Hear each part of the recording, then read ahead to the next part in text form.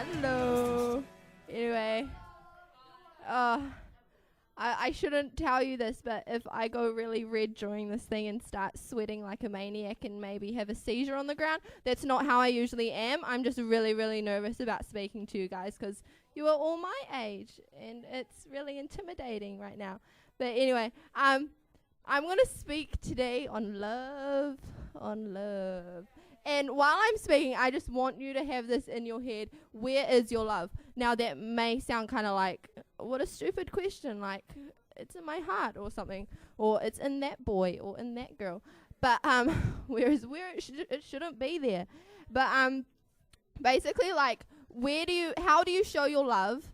And where is your love aimed towards? Like, maybe it's aimed towards your parents. Maybe it's aimed towards your friends or something.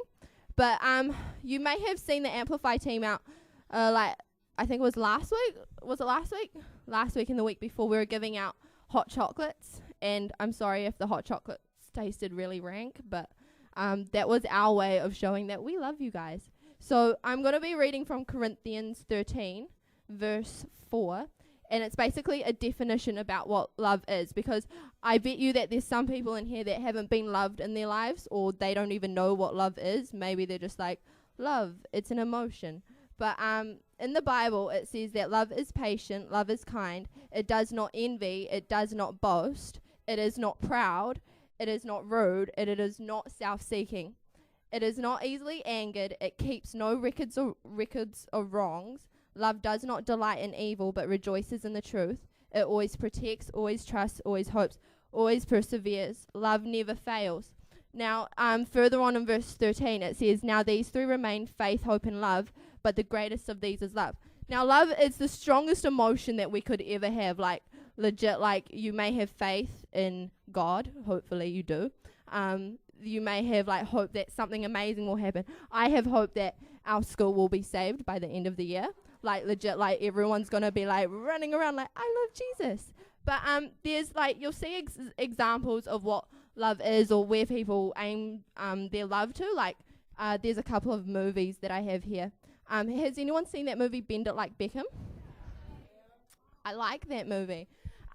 So basically, I don't know what the main character's name is. The Indian girl and the Indian girl and the other girl, the girl Cameron. No, it's not Cameron Diaz. Keira Knightley. Their love is towards soccer or football. And then, has anyone seen that movie called Camp Rock? Good. Their love is for their music, so they go around singing and playing instruments. And then, has anyone seen that movie called Fat Albert? That's the most legit movie ever. It's such a good movie. I love it. Well, Fat Albert, his love is aimed towards his people. Like, he goes out and solves everyone's problems. Like, he goes out and, like, finds friends for people, or, like, tries to, like, get them to stop being mean to other people. And then, has anyone seen Finding Nemo? Good. Now, what does anyone know what the father's name is? Marlin. Okay, Marlin's love is for his son, for Nemo. He goes out and, like, searches the whole ocean for his son. Now, basically, God loves his son so much that he would do that for him, for Jesus. God loves us so much that he would do that for us. But God is so amazing that he doesn't need to find us. He can see us. He's watching us right now, which may kind of creep some of you guys out. But it's like, he's watching us. He's, like, listening to every word that you're saying. So if you're talking while I'm talking, you should stop talking because God can hear you. And, like, and basically, all these examples that I've given you, that's how we should be, like, or maybe not bend it like Beckham. Like, or if you love soccer, you can go out and play soccer. That's good. If you love music, you can go out and use your, like, talent. Like, maybe you play guitar or drums. So you can use that to, like, show the glory of God. Like, and if you love people, you can go out there and love on people. Like, as Christians, we're meant to be different. We're meant to show that we're different to all the other unsaved, lost people in the world, and that we need to love on people. Like, you might, like, if you're new here, like, if you haven't been here before, when you walk in, you might be kind of like, like creeped out when we're like, oh, hey, like, I don't know you, but what's your name? Like, how are you today? You might be kind of creeped out by that, but that's just our way of showing that we love you, even though we don't know you. And then the last one, Finding Nemo. Marlin loves his son so much that he would go out there and search the ocean for him. That's how much God loves us. God loves us more than Marlin loves Nemo. Like, he would actually do anything to get us. He's actually, like, shouting at you right now to come to him, but all you need to do is be in the right position to like, listen to him and stuff. But basically, you need to consider, where is your love? Because love has purpose. Love is, you don't just have love just to like be like, oh, I have love, like, I love you, but not do anything about it. Like, I love Jesus, so I'm going to go out and serve Jesus. You love soccer, so you might go out and play soccer. Like, you love your friends, so you're going to go out and do anything that you can for your friends. If someone's beating up your friend, you'll probably jump in and like start beating that other person up. You shouldn't do that, even though you love your friend, because violence is bad. And okay. So love comes with other things. When you love someone, you will sacrifice things for them. Like as Christians, like all the Christians in the house would know that we love God so much that we would sacrifice anything for him. Like, we would sacrifice our time to spend time with him. We would sacrifice our money to give it to him so he can do amazing things. We will sacrifice our friends if they're getting in the way. Like, I'll just tell you a little story. Like, when I was at my old church, there was this preacher that came in and talked about how we need to put God first in our life. And she was saying that her best friend, they were best friends since they were little. They would do everything together. That lady found Jesus, and she became a Christian and stuff. And she was like, oh my gosh, I love Jesus. But her best friend was still out there partying and drinking and like doing all those drugs. And those are bad if you didn't know that. Those are bad for your health. Those are bad for your reputation. You're not cool if you do drugs. You're not cool if you smoke. You're not cool if you drink. But she was still doing that. And it was getting in the way of her relationship with Jesus so much that she ended up dumping her best friend, if you know what I mean. And so they don't talk to each other anymore.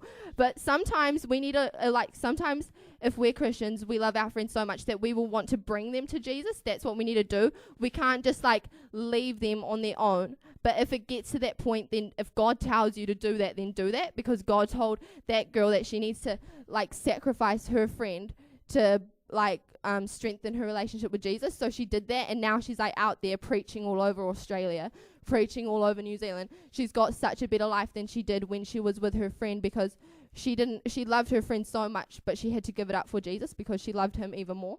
That's what we need to do.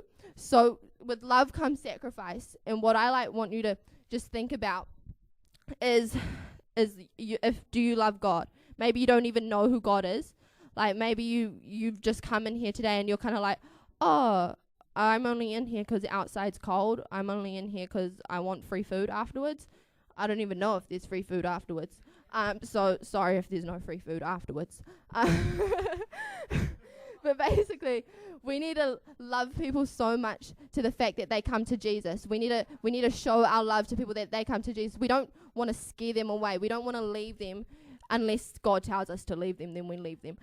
But we want to love people so much that they come to Jesus. Like, I will love on someone that I don't know just so they can open up their hearts to me, open their hearts up to God and come to youth group or come to Amplify and get saved. And from there, then they'll start loving everyone else.